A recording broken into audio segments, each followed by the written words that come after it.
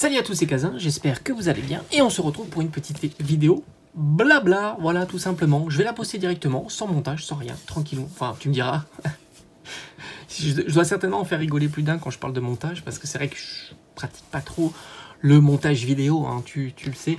Je suis pas très doué à ça d'ailleurs, tout ce qui est un petit peu trop informatique. D'ailleurs, je galère déjà pour... J'ai une petite question pour vous, peut-être que toi tu es calé. Donc moi j'utilise mon iPhone hein, pour filmer tout simplement. C'est bien, on va se mettre tranquillou, mais on va parler Pokémon, ne t'inquiète pas. Mais en même temps c'est du blabla, donc forcément, mais ça serait pour augmenter la qualité, entre guillemets. Hein. C'est que j'utilise mon téléphone pour filmer, bon ça j'ai pas envie de le changer, parce que c'est vrai qu'une caméra ça coûte relativement cher.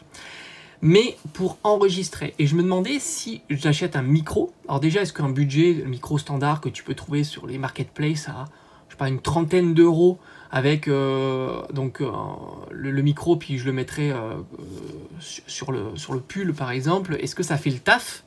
Et en même temps, est-ce que le fait que quand j'enregistre là ma vidéo, je le branche sur le téléphone, donc je mettrai le récepteur là, émetteur-récepteur sur le téléphone, est-ce que ça enregistre en même temps? Enfin, je veux dire, tout est calé, quoi. J'ai rien à faire, tu vois. C'est pas le son est enregistré séparément de l'image, ou... Enfin, t'as compris, quoi.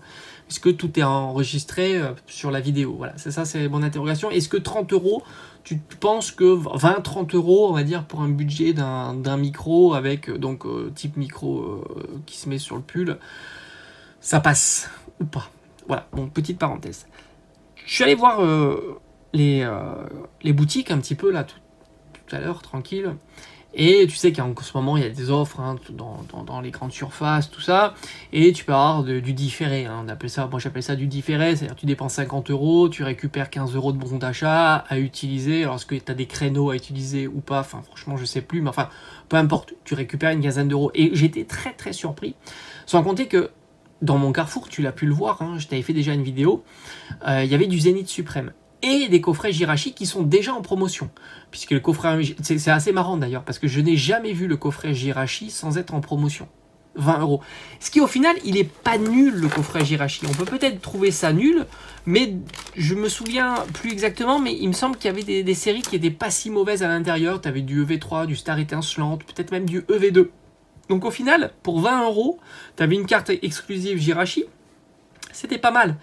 Qui plus est, il a souvent été mis dans le lot de la promotion. Là, par exemple, en ce moment, et tout le week-end, tu as 15 euros de bon d'achat. Alors, je crois que c'est par tranche de 50. Mais enfin, on va te renseigner dans ton Carrefour, tu trouveras ça facilement. Et je suis persuadé que tu as ça dans beaucoup de types de grandes surfaces, parce qu'ils sont là pour proposer, voilà, hein, de liquider un petit peu les derniers stocks, les derniers invendus, on va dire, proches de Noël. Hein, et en plus, en différé, ce qui leur permet de récupérer, au final, une quantité non négligeable de ce qu'ils t'offrent, hein, parce que tu es obligé de redépenser chez eux.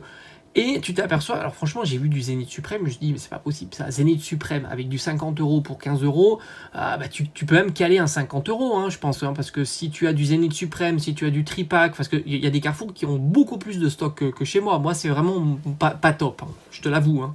Il y a des Carrefour, moi j'ai vu des Carrefour, mais c'est royal, t'as de tout. Moi c'est pas ouf, mais t'as déjà le petit coffret, les petits coffrets à 20 euros, t'as le tripack à 20 euros, t'as des boosters individuels, etc. Tu peux t'approcher hein, aux 50 euros, ça te fait quand même 50 euros pour 15, bah, ça te fait 30%, quoi.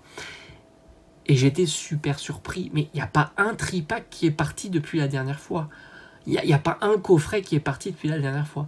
Donc je me suis dit, c'est pas possible. Tu t'aperçois qu'il y a une offre de 30% sur du Zénith Suprême. Zénith Suprême, c'est quand même une série, franchement, tu peux miser sur cette série-là sur le long terme. Il n'y a pas de souci. Sans compter que 30%, ça te fait ton tripack tu peux faire ton tripack à 12-13 euros. Hein. C'est pas mal quand même. Tu as le coffret Jirachi, là aussi, tu l'as à 20 euros. Alors c'est vrai qu'il était plus intéressant pour 2+1 le week-end dernier, mais je crois que là, pour le coup, il est bien parti. Mais là, pas du tout. Alors, ce qui est assez marrant, c'est que les stocks sont grands parce qu'ils les remettent hein, au fil de l'eau. Et par conséquent, le stock est très grand. Et ça, je me dis, c'est intéressant parce que ça prend plus. Je comprends aussi, hein, le budget, il a été consommé. On est en fin d'année, il y a Noël, les cadeaux, le repas de Noël, tout ça coûte très cher. Et puis je pense que les gens ils sont pas bêtes aussi, ils attendent les soldes, hein. Ils se disent bon bah, on aura peut-être mieux. On a vu qu'il y avait beaucoup d'items hein, qui sont présents, qui sont renouvelés, etc. Et on aura peut-être mieux bah, d'ici 15 jours, un mois, tu vois. Et du coup ça sert à rien. Et si ça veut le coffret Jirachi, on va l'avoir à 10 balles. Ce qui est vraiment pas impossible, parce qu'ils le savent très bien quand ils ont fait du 2+1 ou du 30%, bah, on était quasiment à 10 balles. Donc là, je suis pas. C'est vraiment impossible. C'est des coffrets qui prennent un petit peu de place, qui sont chiants à vendre parce que tu as vu, il faut toujours qu'ils les protègent parce qu'ils peuvent être abîmés ou ouverts, ou enfin, tu sais comment ça fonctionne. Donc ils sont chiants à vendre. Et moi, je pense que ça, alors les decks, c'est pareil. Hein. Les decks, c'est pareil. On va en voir en promotion, ça c'est certain. Il y en a trop. Il y en a même au Stockomanie. Les decks, ça c'est vraiment un item qui est compliqué à vendre et surtout maintenant. Les decks, on en aura. Au Stockomanie, ce que j'ai vu, c'est les épées boucliers sont partis. Mais EV1, EV2, c'est compliqué. Et ils en ont des quantités astronomiques. Parce que là, je t'ai montré le présentoir. Non, je ne te l'ai pas montré en fait. Parce que tout ça, ça va sortir en short d'ici demain, après-demain. Enfin, en tous les cas, je te montrerai ça. Il y en a énormément en caisse. Et comme ça, c'est ce qu'on voit en plus. Il y en a énormément dans les présentoirs. Énormément en caisse. Et à 5 €, ce qui est un prix correct. Attention, hein, 5 €. Même si le prix standard c'est 6, tu économises 1 € et puis la période n'est pas bonne, c'est prix correct. Mais c'est pas prix d'assaut, quoi, ça c'est certain. Et ça c'est pareil, tu vas en revoir, enfin pour moi tu vas en revoir en janvier sans trop de difficulté. Et par conséquent, je pense que beaucoup de personnes se disent bah, autant attendre, et puis en période de solde, j'achèterai mon coffret. Moi je te dis tout de suite, hein, franchement, même le coffret à Jirachi à 10 €, je vais pas en acheter. Hein, parce que, le scellé, comme je t'ai souvent dit, je fais pas d'investissement sur le scellé. Et 2, j'ai pas de place, donc j'ai pas envie d'avoir un coffret comme ça qui est stocké n'importe comment. Et pour de l'ouverture, même si tu dépenses 10 €, tu peux être perdant. C'est ça qui est fou, quoi. C'est ça qui est fou parce que, alors, je pourrais peut-être en acheter un pour une ouverture en famille tranquillou, mode chill, etc. Mais tu risques presque même d'être déçu si t'as rien. Après, ça va, t'as dépensé 10 €, t'as la carte promo, etc. Mais la carte promo, je l'ai déjà, tu vois. Donc je me dis, même à 10 €, je suis même pas certain d'en acheter un, ou alors ça sera vraiment pour faire une petite ouverture familiale tranquillou. Mais voilà, après pour de l'investissement, bah t'as compris, franchement il n'y a pas à réfléchir 10 ans. T'es à 2,50 du booster, bon, voilà, hein, voilà, t'as compris. Je pense que si tu me suis depuis un certain moment, tu sais qu'à 2,50 du booster, voilà, c'est plutôt très intéressant. Mais voilà, moi je te dis, je pense même pas, peut-être un tripack, ça serait cool, mais pas plus. Après pour revenir sur d'autres, là on discute tranquillement, c'est vrai que beaucoup pensent que le fait d'avoir un item que tu achètes le jour J par exemple et quelques semaines après il vaut 20 ou 30% ou 50% plus cher, c'est extraordinaire, ou dans le sens où il n'y a que dans Pokémon c'est comme ça. En fait, pas du tout. C'est pas que dans Pokémon. Et encore, moi, je connais pas du tout tous les domaines. Et je suis persuadé que tu vois ça dans les vêtements, les chaussures, les montres, et tout un tas de domaines comme ça, où dès l'instant que tu as des éditions un peu limitées, collector, à quantité réduite, bah, tu as toujours une plus-value, hein, tout simplement. Hein. Ça, c'est quelque chose que tu vois partout. Et je pense que c'est pas propre à Pokémon, pas du tout, quoi. Et comme je te dis, moi je suis pas du tout connaisseur de ça. J'ai une petite connaissance un petit peu en jeu vidéo. Je te donnerai un exemple, par exemple, d'un jeu qui est sorti il y a quelques semaines et qui vaut déjà plus cher maintenant. Parce que bah, c'est compliqué de le trouver, hein, parce qu'il est fortement demandé, et tu peux aussi parler plus basiquement de l'Orcana. Hein. Ça, c'est un item qui est sorti cet été, ça coûtait 6 €, on est plutôt à 15 €, tu vois, c'est pas extraordinaire. Et c'est pas Pokémon, c'est un autre TCG. Et je suis sûr que dans Magic c'est pareil, dans Yu-Gi-Oh c'est pareil, et puis même dans d'autres TCG, j'ignore complètement même le nom, hein, tout simplement, parce qu'il y a énormément de TCG. Et puis pour donner un autre exemple, tu as le coffret Gift là, comme ça, et c'est marrant parce qu'il performe même plus, tu vois, que le coffret 100 ans. C'est un coffret que tu pouvais trouver à 25-30 €, qui vaut plutôt 80 € maintenant, tu vois. Donc il a bien progressé, c'était durant cet été qui était facile à trouver, en demeurant. Moi je l'ai eu sans trop de difficultés. Tu vois, je me suis pointé, je dis bon, bah ouais, je vais prendre ça, voilà, tranquille. Voilà, en après-midi, pépère, voilà, c'était pas compliqué, alors que le coffret 100 ans, hyper compliqué à trouver, je l'ai pas trouvé. Et tu t'aperçois qu'il valait entre 50 et 60 €, celui-là entre 25 et 30 €.